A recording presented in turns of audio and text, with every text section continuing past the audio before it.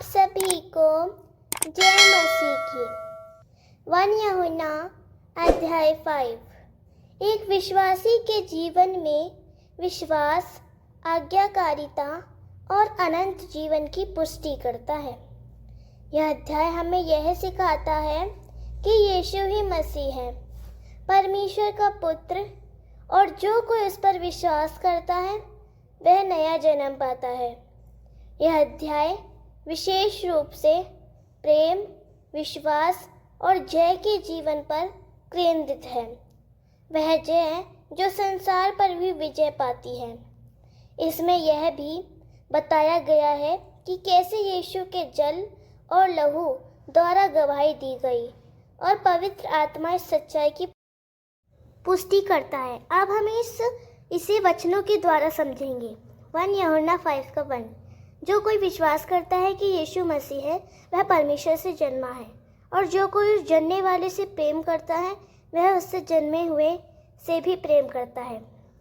जो यीशु को मसीह मानते हैं वे नया जन्म पा चुके हैं। अगर हम परमेश्वर से प्रेम करते हैं तो हमें उसकी बाकी बच्चों से भी प्रेम करना चाहिए। 1 यूहन्ना 5:2। हम इससे जान लेते हैं कि जब हम परमेश्वर से प्रेम रखते हैं और उसकी आज्ञाओं पर चलते हैं तब हम परमेश्वर की संतानों से प्रेम रखते हैं।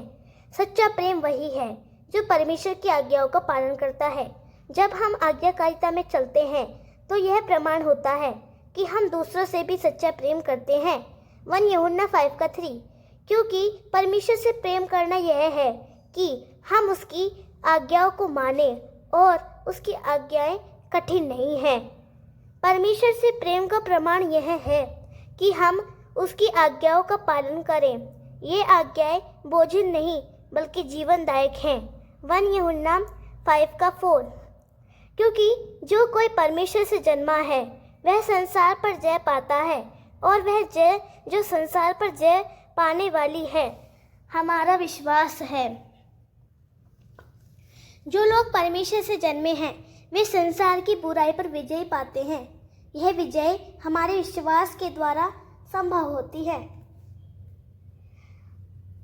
1 यूहन्ना 5:5। संसार पर जय पाने वाला कौन है? केवल वह जो यह विश्वास करता है कि यीशु परमेश्वर का पुत्र है। संसार पर विजय केवल वही व्यक्ति पा सकता है जो विश्वास करता है कि यीशु परमेश्वर का पुत्र है। 1 यूहन्ना 5:6।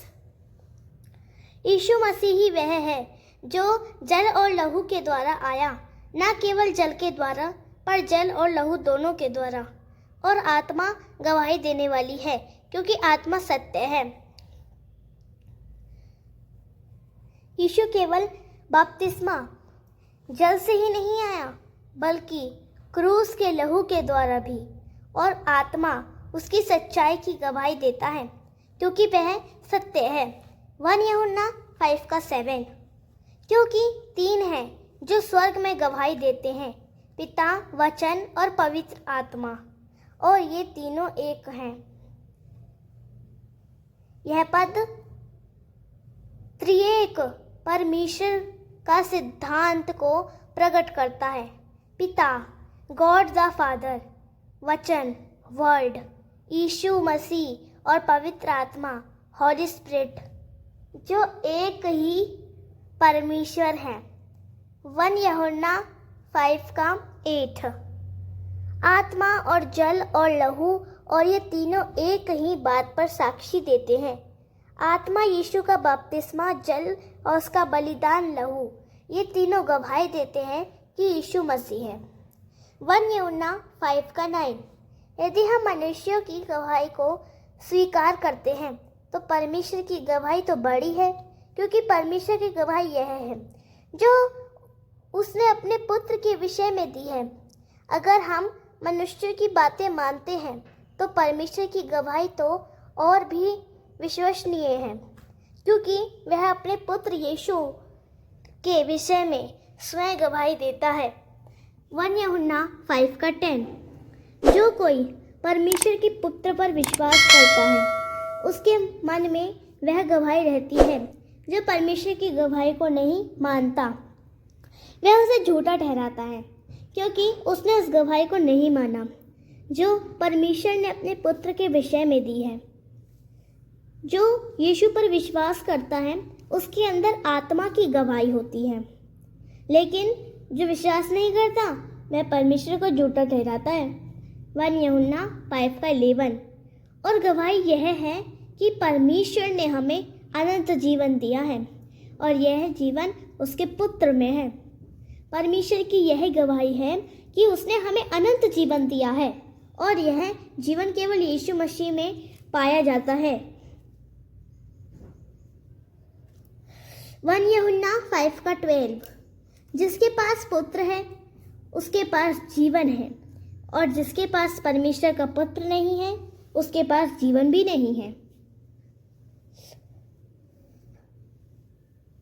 केवल वही लोग जो यीशु को स्वीकार करते हैं अनंत जीवन पाते हैं। जो उसे नहीं मानते उनके पास जीवन नहीं है। 1 यूहन्ना 5:13। मैंने यह बातें तुम्हें जो परमेश्वर के पुत्र के नाम पर विश्वास रखते हो इसीलिए लिखी है कि तुम जानो कि तुम्हें अनंत जीवन मिला है। यह पत्र विश्वासियों को यह विश्वास दिलाने के लिए लिखा गया है कि उनके पास अनंत जीवन है। 1 यूहन्ना 5:14। और हमें जो उसमें यह याद है कि यदि हम उसकी इच्छा के अनुसार कुछ मांगते हैं तो वह हमारी सुनता है।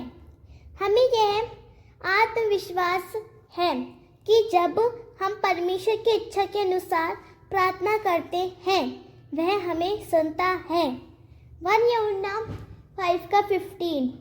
और जब हम जानते हैं कि वह हमारी सुनता है तो जानते हैं कि जो कुछ हमने उससे मांगा वह हमें मिला है।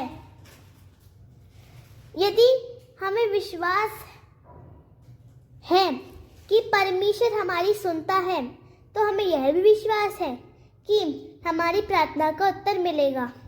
1 यूहन्ना 5:16।